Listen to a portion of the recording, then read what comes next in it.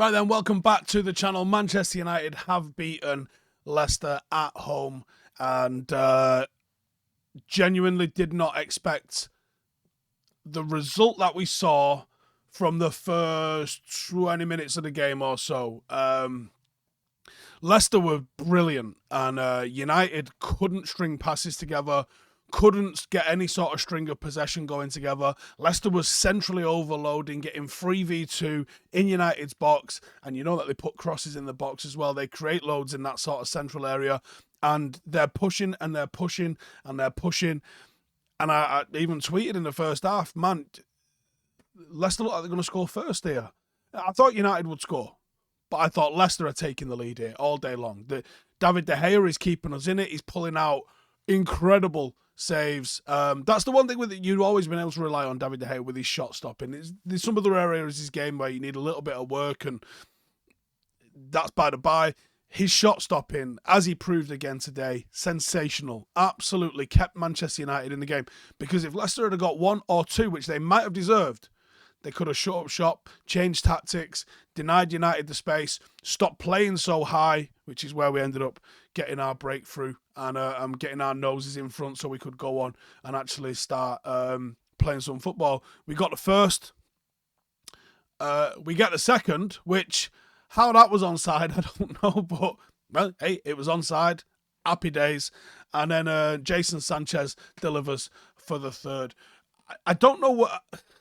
Do we talk about Marcus Rashford now? Or, like, what more can I say that I haven't already said about Marcus Rashford? The guy's in absolutely ridiculous form. And I'll throw something out here for you now, right? I don't think I need to prove my credentials. But Eric Ten Hag, before the game, said that they're working on Marcus Rashford's contract. It is my understanding that at the moment, Manchester United have not sat down with Marcus Rashford.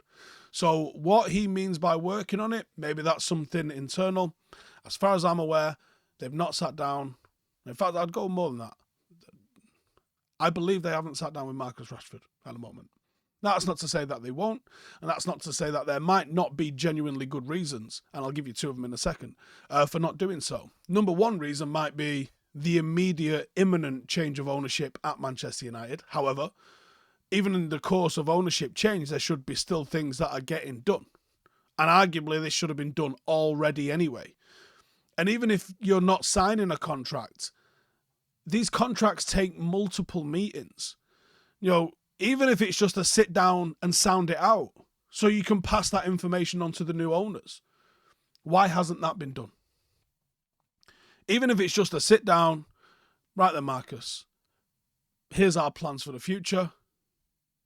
Here's where we see you fitting into them. Are you kind of interested in sticking around? You don't even need to talk numbers on the years, and you don't even need to talk numbers on the wages. You just need to have a conversation. We're happy with you. Are you happy with us?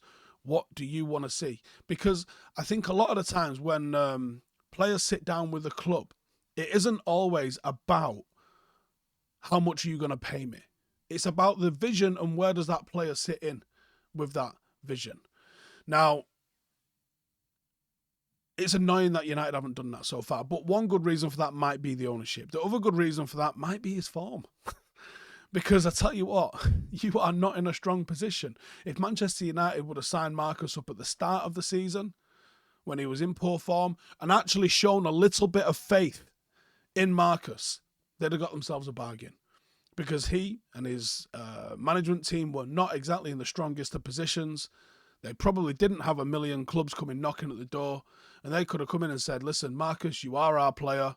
We back you. We're here for you. There's 5 years, 4 years. Here's a salary that we'd like you to sign at. What do you think? They probably would have signed it. Yeah? Now, when they're not, I have to think from... Now, Marcus probably will sign, right? Gets United through and through, and I think if he thinks he can win a league here, he'll probably stick around. But you have to think about this from the player's point of view. Where were you when I needed you? Oh, now you want to sit down and sign me up when I'm scoring all the goals. Cool. Where was you when the whole world was against me? When half the fan base was saying sell me? You didn't sit down and tell me how much you cared for me and thought about me then, did you? And I think that matters. And I think that matters a lot to footballers. Who was with me when you when the whole world wasn't licking my ass, yeah? Where was you then, eh? So there could be a couple of good reasons for them not sitting down. But if you believe in someone and you back them the whole way. Don't be a fair weather fan about it. Don't be a fair weather club about it, yeah? And don't be surprised if people go, actually, no, I wasn't happy with how you treated me in them circumstances. But either way, that's by the by. They'll either sort it or they won't. There ain't jack shit you or me can do about it. But I do hope he signs and I do hope he sticks around. But a clean sheet in the circumstances that we saw, fantastic news for us as a football club. But the most important thing, hence the title, is this week. Can we get 3 wins this week? 1 down, 2 to go. Can we get 3 wins? Now, with everything that's going on in the league, obviously it's 3 different competitions. You got a must-win in a cup final because that's obviously a must-win. Regardless, all right, you could draw it and win it on penalties. Either way, it's a must-win. You must get your hands on the cup situation. Barcelona's a must-win. All right, you could draw it and go through on penalties, but do you know what I'm saying? You got to progress in both of those. So technically, it could have been 1 win and 2 draws, and you still would have done everything you needed to achieve this. But let's be honest, we're talking about progressing and we're talking about winning. So it's a win at the end of the day, right? Doesn't matter by hook or crook. As long as you're through, that's all that matters. 3 wins is all we were talking about. Realistically, today was the one with any sort of wiggle room. Now, ultimately, I think to keep the pressure on the teams above us and ensure we finish in a stronger position as possible in the league, it was a must-win. But in the grand scheme of things, this was the game. If you was going to slip up for the consequences of the rest of the season, this is the game that you could have been allowed to slip up in. Now, we didn't slip up in it.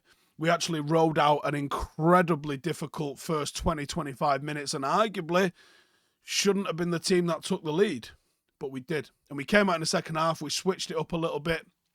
We saw the horse go down the centre, we could see our Marcus come to the left. We saw Jadon Sancho in the number 10. Bruno permanently, properly moved over to the right-hand side.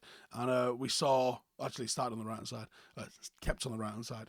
And we saw United sort of stretch our legs. And to be honest, in the end, it probably, if we'd have kept with our strongest 11, nice to see the likes of Manu coming on and Wan-Bissaka coming on. If we'd have kept our strongest 11, I think we would have got a 4th, right? But either way, what he's done, he's done. All eyes now on Old Trafford for Thursday night. Manchester United, Barcelona.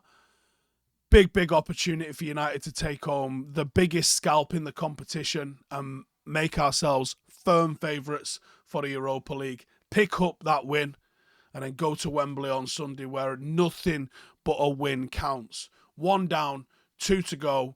Manchester United are flying at the moment. Marcus Rashford is in the sort of form that is making accountants cry.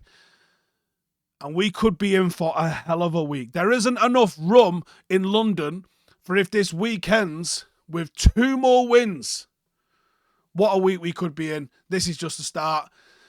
See you in the morning.